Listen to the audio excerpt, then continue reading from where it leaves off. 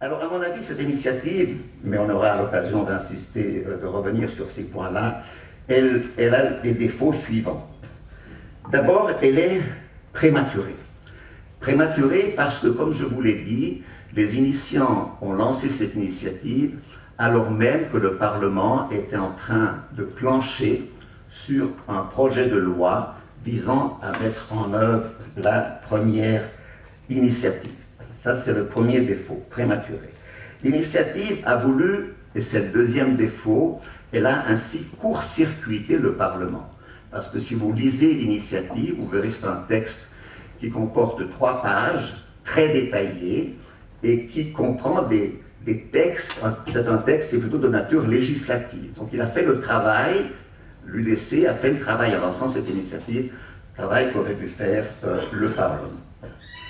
Ensuite, la notion même d'initiative de mise en œuvre est très discutable. C'est la première fois qu'on voit une initiative qui a pour but de mettre en œuvre une autre initiative. Normalement, c'est la loi qui met en œuvre une initiative et non pas une initiative. C'est donc quelque chose qui est totalement inédit dans l'histoire constitutionnelle suisse. C'est au fond du jamais vu, comme a reconnu M. Lidegger lui-même, un ovni. C'est un ovni, un objet volant non identifié.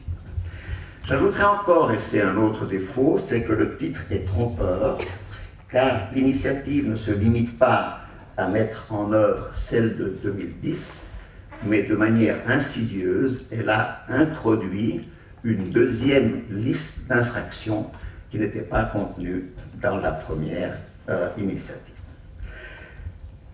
Alors, quelle sera la conséquence de l'adoption de cette initiative si jamais elle est adoptée par une majorité du peuple et des cantons? La première caractéristique de cette initiative, c'est l'automatisme de l'expulsion. La plupart des dispositions de la Constitution sont des dispositions qui contiennent des principes généraux qui doivent être concrétisés, encore une fois, par le législateur. Ici, l'initiative veut faire une exception. C'est la première fois qu'on a un texte qui est directement applicable. Il y en a quelques-uns qui le sont, mais ce sont plutôt des textes qui contiennent, qui garantissent des droits fondamentaux. Ce n'est pas le cas des autres textes. Il y a une seule exception à l'automatisme de l'expulsion. C'est si l'acte a été commis en état de défense excusable, donc c'est la légitime défense, et puis c'est si il a été commis en état de nécessité excusable.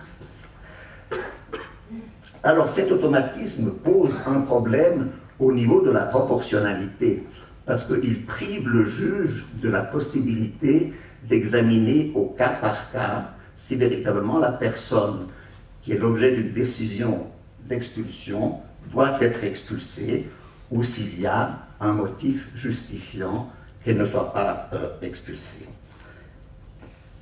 Normalement, tous les tribunaux, lorsqu'ils sont confrontés à une décision d'expulsion, ils doivent examiner d'abord si cette expulsion repose sur une base légale, là il n'y a aucun problème. Si elle correspond à un intérêt public, là c'est le maintien de l'ordre public. Et finalement, si elle est appropriée et nécessaire, et si on peut raisonnablement l'exiger. Et tout ça, ces principes-là sont complètement bafoués par l'initiative qui prévoit qu'il y a un automatisme de l'expulsion.